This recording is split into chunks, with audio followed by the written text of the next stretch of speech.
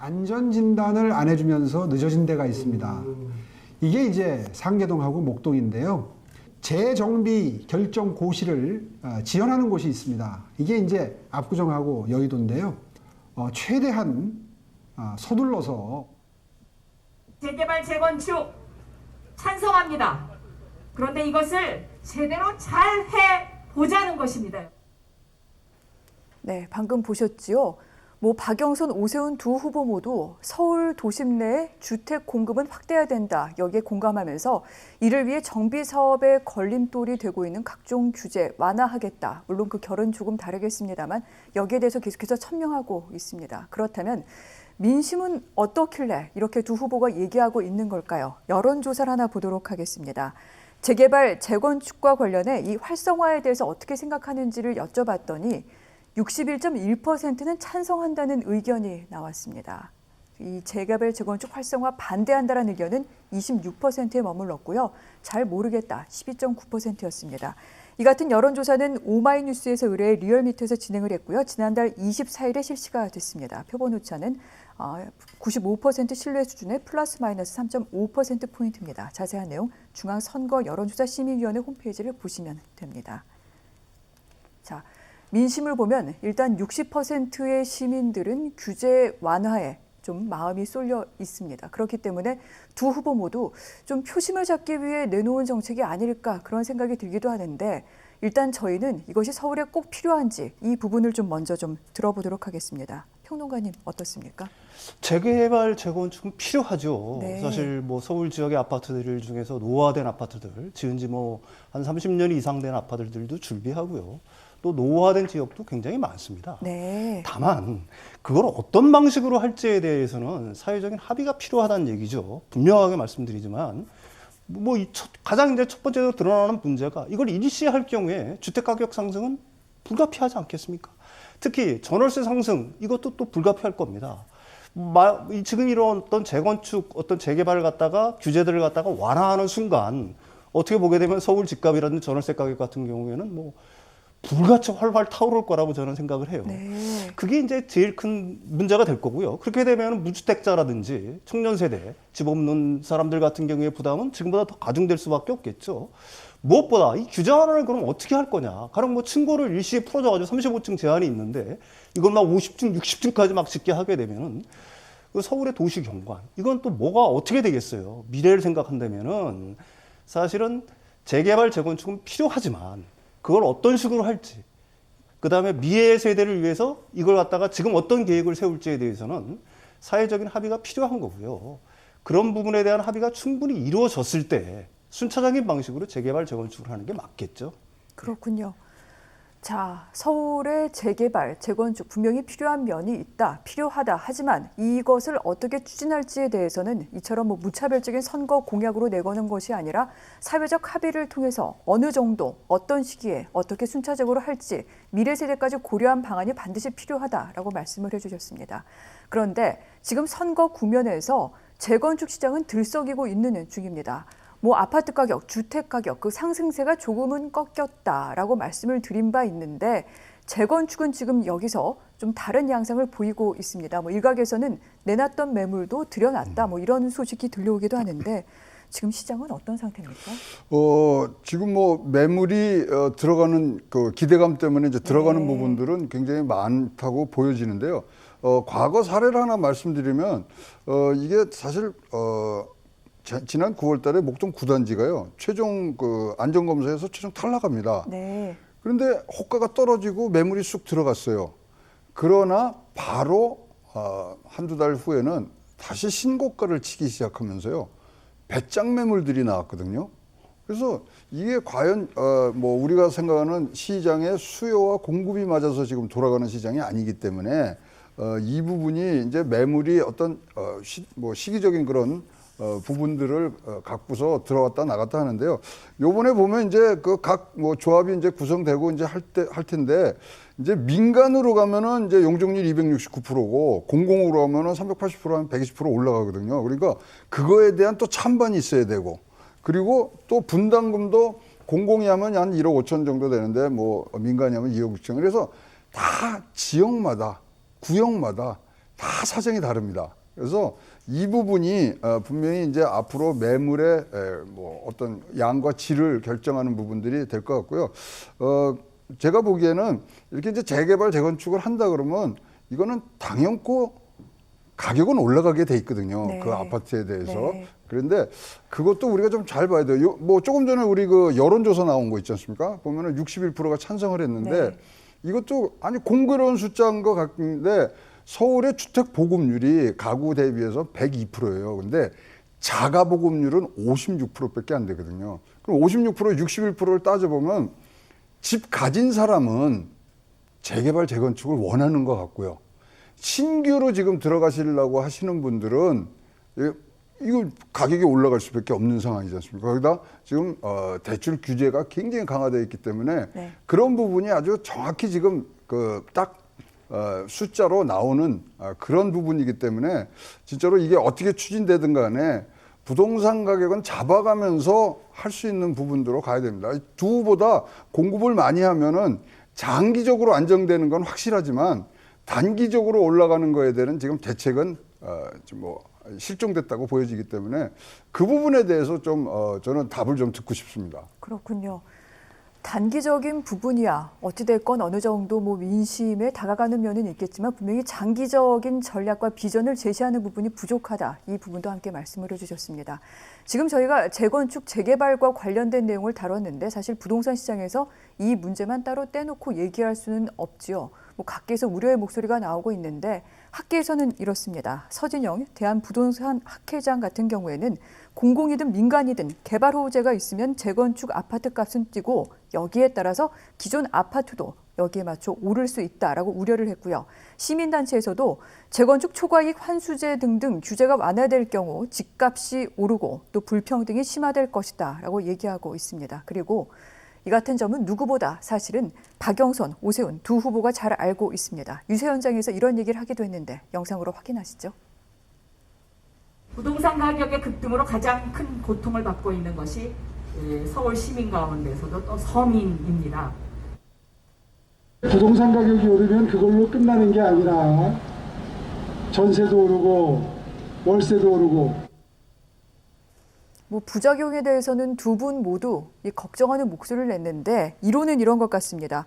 규제를 완화하는 것은 주택 공급을 하기 위해서고 주택이 공급되면은 집값 안정화되는 게 아니냐 뭐 이런 이론인 것 같은데 너무 좀 낙관적으로만 보는 게 아닐까요? 너무 낙관적으로 보는 네. 거죠. 그러면 이렇게 재개발로 돼서 이제 재건축으로 돼서 생긴 이익을 어떤 식으로 서울 시민들이 나눠 가질 수 있냐 부분들을 보셔야 되는데요. 과거에 뭐 여러 차례 이제 이런 뭐 소문만으로도 집값이 막 오를 때가 있었어요. 예를 들어서 2018년 7월 같은데 박원순 시장 같은 경우는 여의도 통으로 개발하자 그랬잖아요. 그러고 나서 두 달 동안 거의 1% 이상이 올라갑니다. 그리고 그걸 철회했지 않습니까?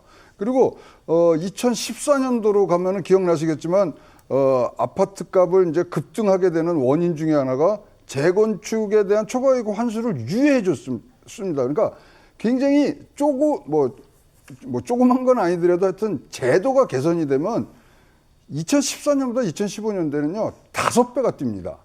그러니까 이 재건축, 재개발 시장, 주택 시장은 굉장히 탄력성이 굉장히 민감한 되거든요. 그리고 그 당시에 또 뭐냐면 분양가 상한제를 좀 유예해 줬지 않습니까? 그러다 보니까 2015년, 16년, 17년까지 계속해서 오르는 겁니다. 오르는 정도가 한 해에 4%, 5%씩 올랐거든요. 그래서 이 부분에 대해서 굉장히 잘 알고 있는데 대책을 좀 맞습니다. 장기적으로는 안정이 갑니다. 그러나 단기적으로는 오르고 지금 이렇게 우리 집 없는 무주택자들이 집을 가질 수 있는 어떤 이 창구들이 이걸 막을 수밖에 없는 상황이라서 이 부분은 뭐 시장이 되더라도 잘 저걸 해가셔야 되고요. 지금 가장 문제는 말이죠. 이렇게 하더라도 과연 이 공약대로 갈 수 있는 부분들은 굉장히 작다고 생각해요. 네. 왜냐면 지금 이제 시장이 해줄 수 있는 일도 굉장히 제한적이고 이런 거 다시 국토부랑 얘기를 해야 되고 네. 지금 도시 주거 환경 정비법이라는 게 지금 국회에 올라가 있지 않습니까? 거기 실거주 2년 해야 되는 부분 그런 촘촘한 제도적인 이 장치들이 조금 더 간 다음에 하시면 좋겠고요. 사실 이제 1년 반 정도의 지금 재임 기간을 두고서 이거를 너무 무리하게 만약에 진행을 할 때는 굉장히 뭐 부동산 시장에 교란이 올 수도 있다고 생각을 합니다. 그렇군요. 지금 뭐 서울시장이 되면 이렇게 하겠다고 공약을 내걸고는 있으나 시장의 의지만으로는 되는 부분이 사실은 많지가 않습니다. 서울시 의회도 통과해야 되고요. 국토부와 논의를 해야 되는 부분도 있고요. 지금 여러 가지 좀 강화된 법안이 국회에서 지금 논의되고 있는 내용도 있기 때문에 이런 부분까지 꼼꼼히 따져서 봐야 된다라고 말씀을 하셨는데 지금 여러 가지 걱정이 되는 부분은요. 사실 서울시 같은 경우에는 우리나라 전체 주택 보급률은 100%가 넘었습니다만 서울시는 그렇지가 않습니다. 사실은 세입자가 이 주택을 소유하고 있는 곳 사람들보다 훨씬 더 많은 곳이 유일하게 전국에서 서울이라고 얘기를 합니다. 제가 갖고 있는 자료에 따르면 57%가 새 집에서 살고 있다. 2019년 기준으로 지금 이렇게 나오고 있는데 그래서 서울을 세입자들의 도시다 이렇게 얘기하고 있기도 합니다. 물론 주택을 소유하고 있지만 새 집에 살고 있는 분들도 계시긴 하겠죠. 하지만 그럼에도 불구하고 무주택자들이 많고 그렇기 때문에 반지하, 지하에서 살고 있는 열악한 거주지에서 거주하고 있는 분들이 계신 것도 사실입니다. 이런 분들께 현재의 재건축, 재개발 이슈들 어떤 영향을 미치게 될까요? 이 무주택자들의 어떤 내 집 마련의 꿈을 갖다가 한층 더 멀어지게 하는 정책들이라고 얘기할 수가 네. 있겠죠. 사실 장기적으로 공급이 많아지면 주택 가격이 안정될 거라고 보지만 저는 반드시 그렇지는 않다고 봅니다. 일단 한번 가격이 올라가면 그걸 정박 효과라고 그러죠. 앵커링 효과라고 네. 하는데 그 가격이 거기에 그냥 고정돼 버려요. 그게 하나의 기준이 되기 때문에 사실 한번 올라간 그게 어떤 거든지 한번 올라간 가격은 완전히 공급이 홍수처럼 밀려들지 않는 이상 아니면 특단의 위기들이 터지지 않는 이상 가령 네. 금융위기 같은 거겠죠. 이 주택 가격이 내려가기는 굉장히 어려운 거고요. 만약에 현 상태에서도 지금 몇 년 동안 주택 가격이 굉장히 많이 올라와 있는데 중가격 네. 자체가 서울의 중가격 자체가 많이 올라와 있는데 한 번 더 여기서 한 단계 더 상승한다고 하게 되면은 사실 지금 20, 30대 청년 세대들이 내 집 마련을 꿈꾼다? 이거는 뭐 거의 불가능하게 될 거라고 봅니다. 따라서 지금 뭐 물론 이제 선거를 앞두고 뭐 빌공차의 공약들을 갖다가 뭐 시장 후보자들이 남발하는 건 분명히 있죠. 그렇지만 이게 시장 아까 말씀하셨다시피 시장 혼자 힘만으로는 절대로 안 됩니다. 네. 가령 뭐 35층 규제 완화만 하더라도 조례를 바꿔야 되는데 그 시의회의 동의가 반드시 있어야 되는 거고요. 안전진단 같은 경우에는 그 규정을 만들고 하는 거는 궁극적으로는 국토부의 소관이기 때문에 네. 정부의 소관이기 때문에 할 수 있는 게 극히 제한적이라는 얘기죠.